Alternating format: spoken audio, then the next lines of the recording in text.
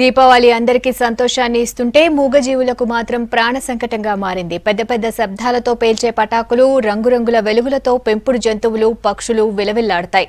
దీంతో కొందరు జంతు ప్రేమికులు క్రాకర్స్ కు దూరంగా ఉంటున్నారు. పర్యావరణానికి హాని కలగకుండా పండుగ జరుపుకోవాలని కోరుతున్నారు ప్రకృతి ప్రేమికులు.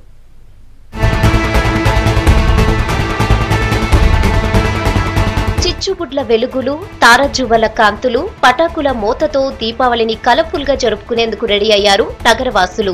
ఫెస్టివల్ 2 రోజుల ముందు నుంచే పటాకుల మోత మొదలవుతోంది. పండగ తర్వాత 2 రోజులు కూడా బాణసంచా పేలుస్తుంటారు జనం.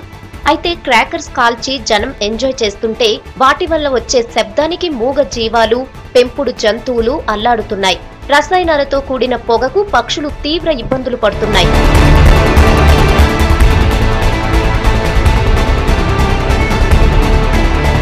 పటాకుల మోతతో రాత్రిపూట తిరిగే గబ్బిలాలు, గుడ్లగూబ లాంటి పక్షులకు ప్రాణహాని అని చెప్తున్నారు ప్రకృతి ప్రేమికులు. పర్యావరణానికి హాని కలగకుండా దీపావళిని జరుపుకోవాలని కోరుతున్నారు. యాక్చువల్గా మనం ఈ దీపావళి అనే ఒక పండుగ, ఒక సంతోషానికి జరుపుకోవాలి. ఎందుకంటే రాత్రిపూట సంచరించే పక్షులు ఏవైతే ఉన్నాయో, గుడ్లగూబలు కానీ, గోరింకలు కానీ, కాకులు కానీ, అవి ఈ మనం కాల్చే వాయువుతోని అవి ఎంత ఇబ్బంది పడుతున్నాయంటే అవి చాలా జంతువులు కూడా చనిపోతున్నాయి. అవి మనకి కంటికి కనిపించవు. మ్యాక్సిమమ్ సౌండ్, పొల్యూషను, పొగ ఏవైతే తక్కువ వచ్చే వాటిని కాలుస్తూ మనం ఎంజాయ్ చేయాలి. జంతు ప్రేమికులు మాత్రం టపాసులకు దూరంగా ఉంటున్నారు. సిటీలోని మాదాపూర్లో శ్రీనివాసరావుకు పక్షులంటే ప్రాణం. 50 లక్షలతో ప్రపంచంలోని రకరకాల బర్డ్స్ ని తెచ్చి పెంచుతున్నారు.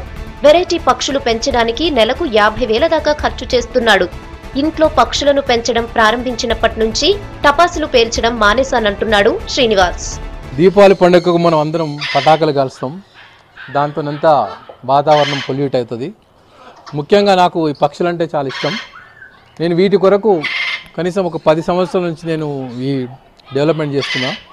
వీటి కొరకు నేను ప్రతి పండగకు కూడా నేను బాంబులు కలవకుండా, వాతావరణం పొల్యూట్ చేయకుండా మెయింటైన్ చేస్తున్నా. ఇక్కడ నేను పక్క వాళ్ళకు కూడా అందరికి రిక్వెస్ట్ చేసేది ఏంటంటే, వాతావరణం పొల్యూట్ కాకుండా ఉండాలంటే మీరు ఆ పైసలు ఎక్కడైనా ఖర్చు పెట్టి చిన్న పేదవాళ్ళకు కానీ ఎక్కడైనా ఖర్చు పెట్టేసి చేస్తే బాగుంటుంది అనేది నా అభిప్రాయం.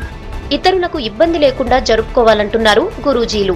పక్షులు, పెంపుడు కుక్కలకు పర్యావరణానికి హాని కలగకుండా చూడాలని కోరుతున్నారు. తక్కువ ఖర్చుతో ఎంజాయ్ చేసే విధంగా ప్లాన్ చేసుకోవాలంటున్నారు.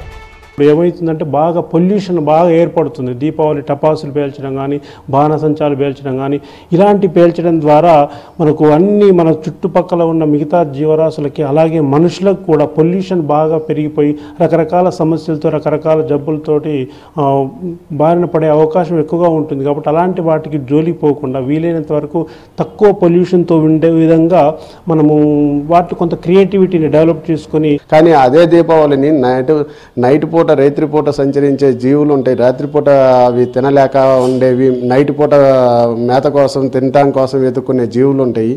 వాటికి మనం చాలా ఇబ్బంది పెట్టినట్టు ఉంటాము. ఈ టపాసులు ఇట్లాంటివి పేల్చకుండా ఈ పేల్చడానికి అయ్యే ఖర్చుని మనం 10 మందికి ఎవరికన్నా ఒకళ్ళకి సహాయం చేస్తే బాగుంటుంది అనేది నా ఉద్దేశం.